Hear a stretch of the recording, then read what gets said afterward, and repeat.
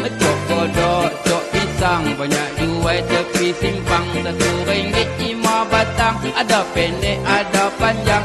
Cok pisang, cok pekngah, bulat-bulat dalam belanga. Buh nyok, buh gula, yang hangit bagi mentua.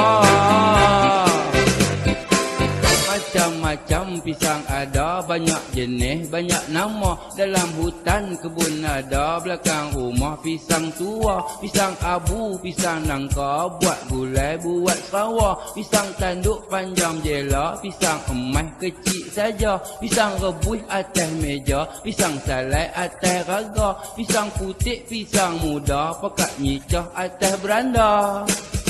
Cok pisang, cok kodok, gulai